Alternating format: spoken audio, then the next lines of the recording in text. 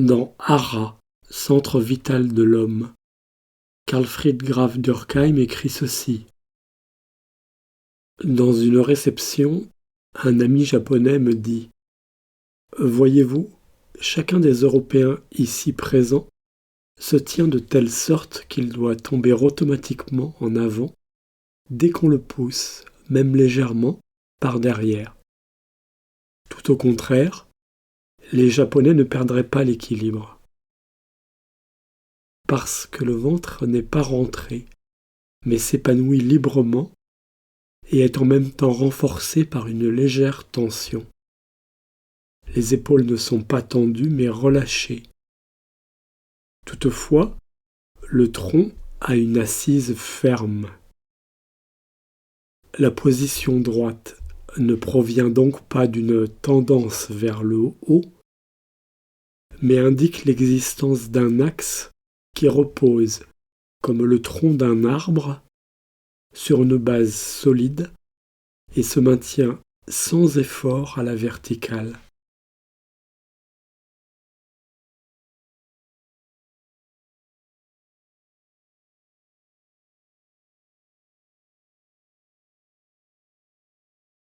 Par les deux premières forces de présence corporelle, nous sommes un peu comme cet instrument traditionnel. Notre ventre, comme la caisse qui nous confère la stabilité, et notre colonne, comme le manche qui apporte la dignité.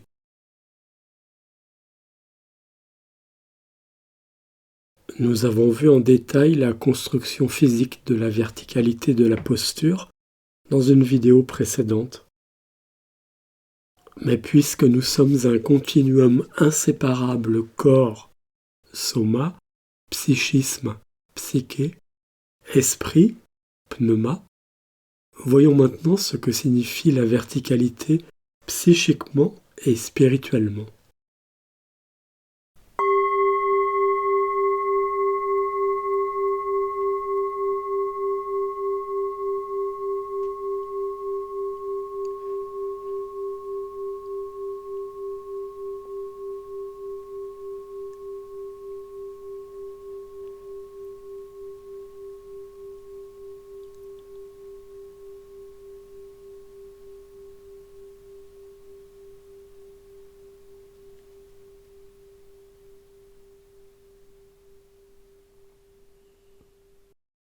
Nous avons toutes et tous eu l'occasion d'observer combien la posture révèle la disposition psychique. Chez une personne en proie à la dépression, la tête a tendance à s'enrouler vers l'avant. C'est l'abattement. On se sent au plus bas, le corps littéralement écroulé par la déflation de soi, la dévalorisation, voire la honte ou la haine de soi. À l'inverse, sous l'emprise de l'orgueil, de la vanité, la personne a tendance à regarder de haut. D'ailleurs, les gens diront d'elle qu'elle est hautaine. Le corps est gonflé de suffisance, de grandiosité, d'inflation de soi. La surestimation produit une posture d'arrogance. Que l'on souffre d'orgueil, vanité ou de dépression, on est empêtré dans des histoires sur soi, pris au piège de moi, moi-même et encore moi, pour reprendre le néologisme parlant proposé par Fabrice Midal. En méditation, par contraste, la tête n'est ni trop basse ni trop haute. La colonne est érigée, la posture à l'équilibre. Et dans la pure présence, on est tout à fait libre de moi, moi-même et encore moi, sans histoire. Aussi parce qu'en s'installant dans le ventre, dans le hara, on se délivre de la persona, de nos différents masques sociaux, pour juste être. La dignité qu'apporte la colonne érigée, c'est celle que donne la vigilance. Sauf cas particulier, insomnie, maladie, handicap, où l'on doit méditer rallongé, il importe de méditer dos droit, pour la simple et bonne raison que l'assoupissement déclenchera un mouvement réflexe de retour à l'équilibre qui agira comme rappel à la présence. Tel le guetteur qui jamais ne s'endort, le méditant a la dignité de qui reste alerte et tonique, ni relâché, ni tendu, droit, mais détendu. Enfin, dans la posture, notre colonne érigée vers le ciel est comme le mât d'un parasol. À partir de cette structure, cela tient grâce aux muscles profonds posturaux. Nous pouvons laisser épaules, bras et entrailles à leur propre poids, comme les baleines et la toile du parasol replié. Dans le complet abandonnement, les tensions se libèrent. Émotionnellement, il en découle une confiance sereine.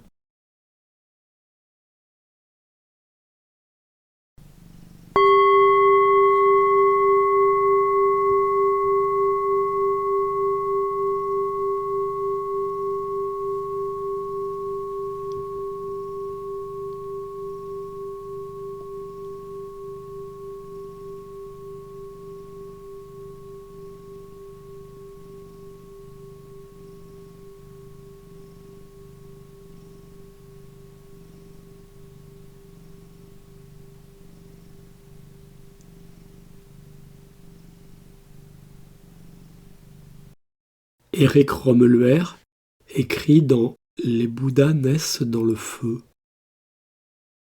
Symbolique, cette posture l'est aussi à sa façon. Se tenir droit est une manière d'habiter réellement en soi-même, de prendre place entre le ciel et la terre. Toujours dans Hara, Carl Friedrich Graf Durkheim écrit que c'est avant tout la façon dont l'homme se tient en position verticale qui indique si son rapport avec la terre et le ciel est juste.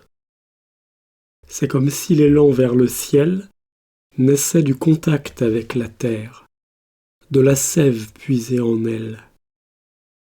Et inversement, son attirance vers le ciel ne le coupe pas de la terre, mais est au contraire une preuve de l'enracinement.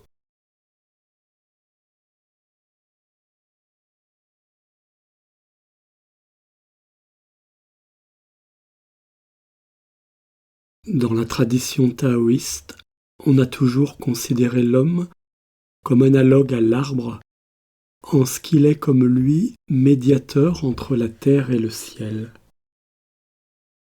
Le méditant est immobile comme l'arbre. Le ventre et la colonne sont les deux piliers de ce contrat d'immobilité passé avec nous-mêmes. Le ventre qui nous confère la stabilité, en nous enracinant nous rend terrestres. La colonne érigée nous apporte la dignité, la noblesse naturelle, et nous rend célestes. Pousser le ciel avec la tête peut aussi faire naître en nous un sens de l'espace, du plus vaste.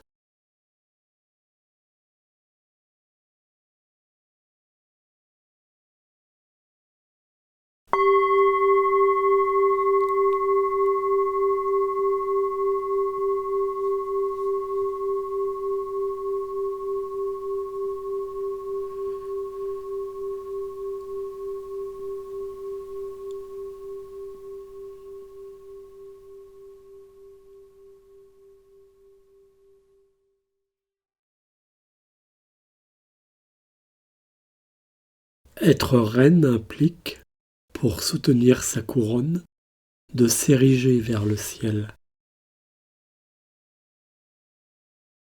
De même, pousser le ciel avec la tête nous rend souverains. Et la colonne érigée, nous sommes aussi majestueux que le cygne.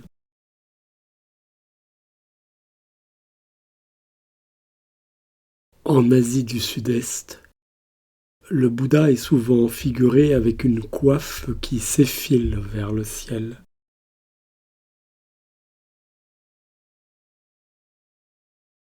En Asie du Sud-Est toujours, on a érigé depuis des siècles des stupas très effilés qui symbolisent la progression sur la voie bouddhiste.